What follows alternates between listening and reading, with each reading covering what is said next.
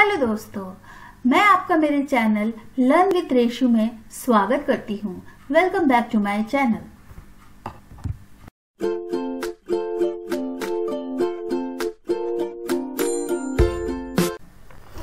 Hello दोस्तों, तो आज मैं आपको जावा में वेरिएबल्स कैसे यूज करते हैं इसके बारे में एक्सप्लेन करूंगी मेरे इस वीडियो में।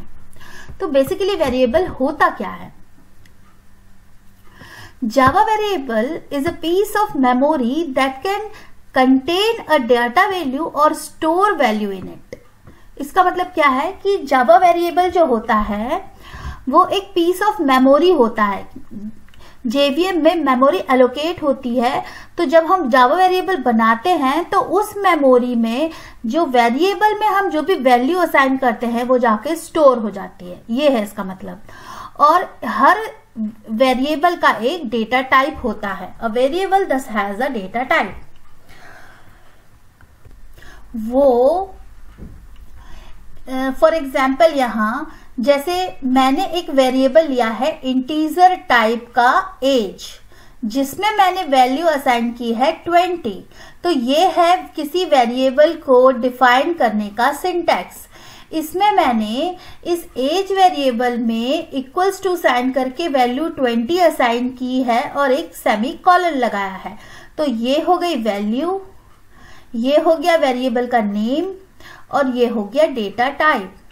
अब जब हम किसी वेरिएबल को इस तरीके से इनिशियलाइज करते हैं तो वो जेवीएम में जाकर उस एक स्पेस बनाता है जिसमें वो अपनी वैल्यू 20 रख देता है। तो इस तरीके से जब हम वेरिएबल को डिफाइन करते हैं तो वो जेवीएम में अपनी वैल्यू को स्टोर करता है।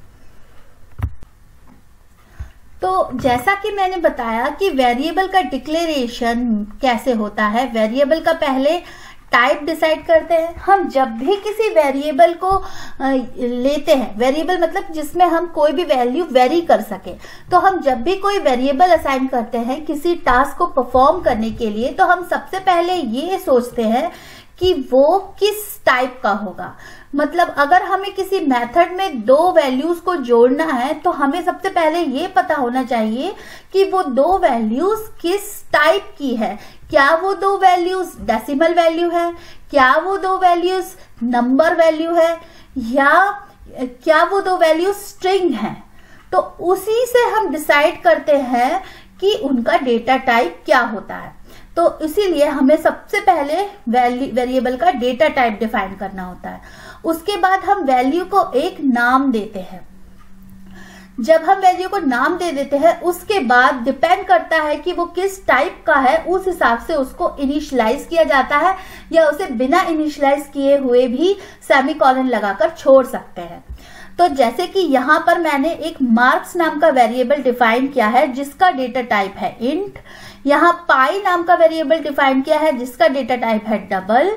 सम नाम का वेरिएबल डिफाइन किया है जिसका डेटा टाइप है इंट। और ग्रेड नाम का वेरिएबल डिफाइन किया है जिसका डेटा टाइप है कैर। ग्रेड में हम जैसे A grade, B grade, C grade, तो इनमें सिर्फ एक ही कैरेक्टर होता है, इसलिए इसे कैर नाम डेटा टाइप से डिफाइन करते हैं। पाई जैसे पाई की वैल्यू जो होती है वो डेसिमल वैल्यू होती है, इसलिए इसे डबल नाम के डेटा टाइप से डिफाइन किया जाता है। अब हम समझते हैं कि वेरिएबल कितने टाइप्स के होते हैं। Variable types of variable. Variable basically 3 type के होते हैं: लोकल वेरिएबल, इंस्टांस वेरिएबल और class variable. Local variable, a variable that is declared inside the method is called local variable। तो वो वेरिएबल जो किसी मेथड या ब्लॉक ऑफ कोड के अंदर इनिशियलाइज किए जाते हैं या डिक्लेयर किए जाते हैं उनको कहते हैं लोकल वेरिएबल। इंस्टेंस वेरिएबल क्या होते हैं? अ variable that is declared inside the class but outside the method is called instance variable और these variable is not declared as static। मतलब कि वो वेरिएबल जो कि क्लास में तो डिफाइन है बट मेथड के बाहर है, तो और जो स्टैटिक कीवर्ड के थ्रू डिफाइंड नहीं है वो इंस्टेंस वेरिएबल कहलाते हैं। क्लास वेरिएबल कौन से होते हैं कि a variable that is declared as static is called static और class variable. It can not be local. तो क्लास वेरिएबल क्या होता है? क्लास वेरिएबल भी इंस्टेंस वेरिएबल की तरह ही डिफाइन किए जाते हैं, लेकिन इन वेरिएबल्स के आगे स्टैटिक कीवर्ड लगा दिया जाता है, जिसकी वजह से इनका जो स्कोप है वो क्लास के अंदर होता है और इन्हें हम मेथड्स के अंदर डिफाइन नहीं कर सकते। अब आइए मैं आपको एक क्लास एग्जाम्पल के थ्रू बताऊं कि कैसे हम वेरिएबल्स को जावा में यूज करते हैं। तो जैसे कि मैंने यहाँ पर एक वेरिएबल इनिशियलाइज किया है, डिफाइन किया है a, जिसका मैंने डेटा टाइप रखा है इंटीजर और इसको वैल्यू असाइन की है 20।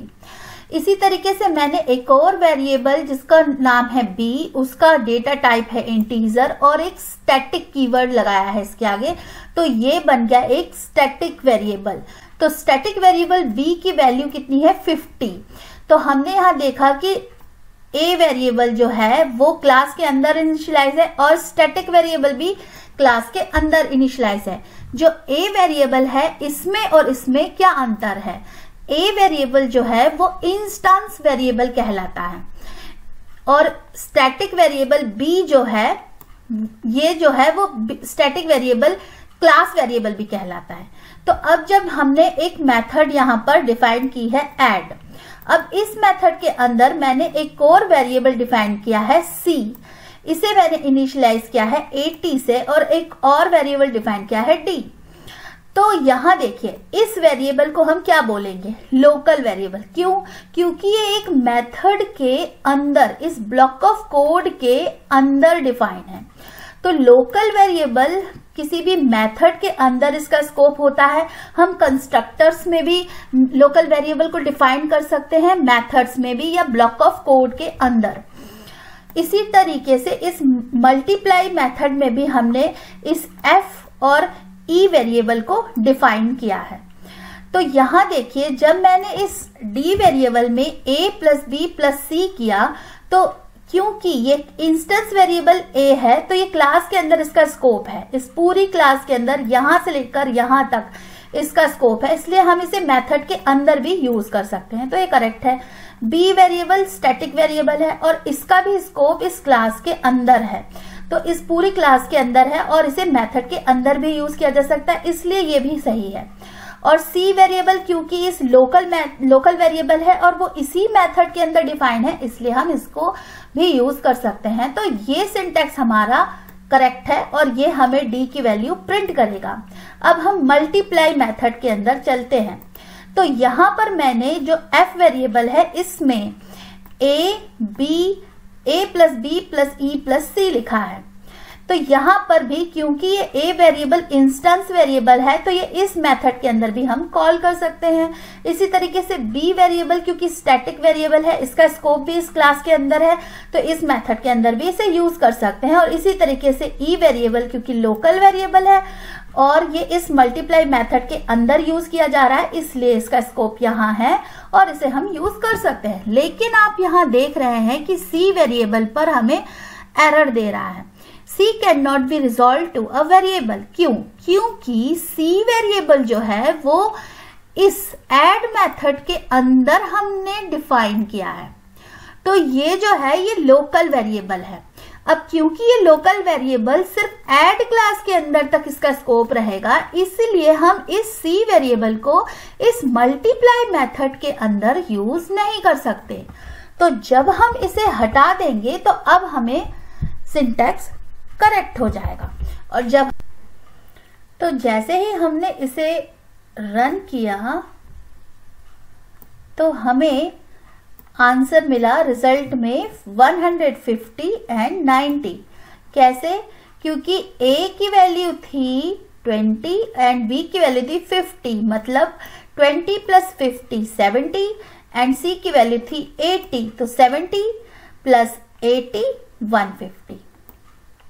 इसी तरीके से जब हम a जो कि 20 है और b,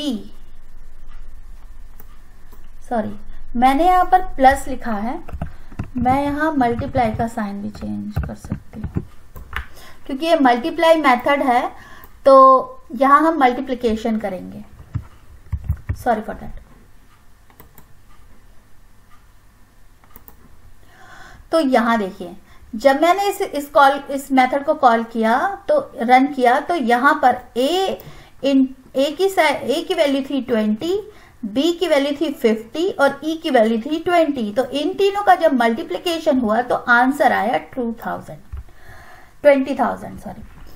तो इस तरीके से यहां वेरिएबल्स हमने डिफाइन किए और इनकी वैल्यूज असाइन की। अब मैं आपको इस मेरे कोड एग्जाम्पल को साइड में रखकर स्पेसिफिकली डिफाइन करूंगी कि लोकल वेरिएबल्स क्या होते हैं और उनकी क्या प्रॉपर्टीज होती हैं। तो सबसे पहले डिक्लेरेशन। लोकल वेरिएबल का डिक्लेरेशन जो होता है वो हम इनसाइड मेथड या कंस्ट्रक्टर या ब्लॉक ऑफ कोड के अंदर करते हैं। लोकल वेरिएबल का जो स्कोप होता है वो इनसाइड मेथड या कंस्ट्रक्टर या ब्लॉक ऑफ कोड होता है, इसके बाहर नहीं होता। उसी टाइप से जब when variable get allocated, the time they execute then they are allocated और after that it gets destroyed। मतलब जब जैसे ही वैल्यू को जब जैसे ही वैल्यू को डिफाइन किया जाता है और वो एग्जीक्यूट होता है तो उसके लिए वो एलोकेटेड हो जाती है वेरिएबल, और जैसे ही उस मेथड के बाहर कर्सर चला जाता है तो वो डिस्ट्रॉय हो जाता है। इस मेथड में जैसे ही ऐड मेथड कॉल होगी तो इसके अंदर जो भी चीजें लिखी हैं वो इनिशियलाइज हो जाएंगी, और जैसे ही ये मेथड एंड कॉल होने के बाद हम दूसरे स्टेप पे जाएंगे वैसे ही इसकी मेमोरी डिस्ट्रॉय हो जाएगी। कहाँ इसकी मेमोरी सेव होती है, कहाँ स्टोर होती है? लोकल वेरिएबल की मेमोरी स्टैक मेमोरी होती है। इसकी डिफॉल्ट वैल्यू क्या होती है? तो लोकल वेरिएबल जो होता है उसकी कोई डिफॉल्ट वैल्यू नहीं होती। इसको हमें कोई यूज करने से पहले डिफॉल्ट वैल्यू असाइन करनी होती है। इसी तरीके से हम इसमें कोई भी एक्सेस स्पेसिफायर्स नहीं यूज कर सकते। एक्सेस स्पेसिफायर्स मतलब पब्लिक, स्टैटिक, वॉइड में पब्लिक या प्रोटेक्टेड या प्राइवेट या स्टैटिक, इस टाइप से हम इन्हें इनके आगे नहीं लगा सकते क्योंकि ये क्लास के अंदर डिफाइन होते हैं, लोकल होते हैं। अब चलिए बात करते हैं स्टैटिक वेरिएबल की। स्टैटिक वेरिएबल क्या होते हैं? स्टैटिक वेरिएबल जो होते हैं उन्हें डिक्लेयर किया जाता है क्लास के अंदर। इनका स्कोप जो होता है मेथड के अंदर भी हो सकता है, क्लास के अंदर भी हो सकता है, कंस्ट्रक्टर के। इस क्लास के अंदर जितने भी चीजें डिफाइन की हैं, जितनी भी मेथड्स, कंस्ट्रक्टर्स या ब्लॉक ऑफ कोड डिफाइन किए, उन सभी जगह पर स्टैटिक वेरिएबल बी का यूज हो सकता है। स्टैटिक वेरिएबल जो होता है जब क्लास क्रिएट होती है तो इसकी मेमोरी एलोकेट होती है।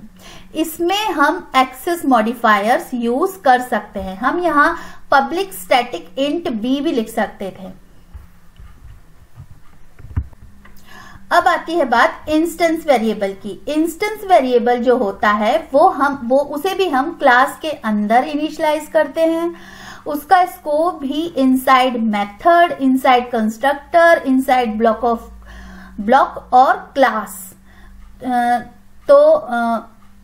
किसी इस क्लास के अंदर, मतलब यहां मैंने लिखा है कंस्ट्रक्टर और ब्लॉक ऑफ ए क्लास, मतलब इस क्लास के अंदर कहीं पर भी इंस्टेंस वेरिएबल को यूज किया जा सकता है। जैसे कि हमने इस वेरिएबल ए को इस ऐड मेथड के अंदर भी यूज किया, इस मल्टीप्लाई मेथड के अंदर भी यूज किया। तो इसके लिए मेमोरी कब एलोकेट होती है? इसके लिए भी जब क्लास क्रिएट होती है, जब क्लास का एग्जीक्यूट होती है या क्रिएट होती है तब इसकी मेमोरी एलोकेट हो जाती है। और स्पेसिफायर्स, तो हम इसमें स्पेसिफायर्स का यूज कर सकते हैं, जैसे कि पब्लिक इंट हम लिख सकते थे। तो इसी तरीके से आपको आज वेरिएबल्स के बारे में मैंने एक्सप्लेन किया। तो इसके साथ ही मैं आशा करती हूँ कि आपको मेरा टॉपिक के वेरिएबल जावा में कैसे यूज किया जाता है समझ में आया होगा। आपको अब वेरिएबल्स कैसे डिफाइन करते हैं, कैसे वेरिएबल्स का जावा में यूज किया जाता है, क्या कितने टाइप्स के वेरिएबल्स होते हैं और इन्हें कैसे कोड में हम प्रैक्टिकल एग्जाम्पल में यूज करते हैं, आपको अच्छे से समझ में आ गया होगा। तो आज के लिए बस इतना ही।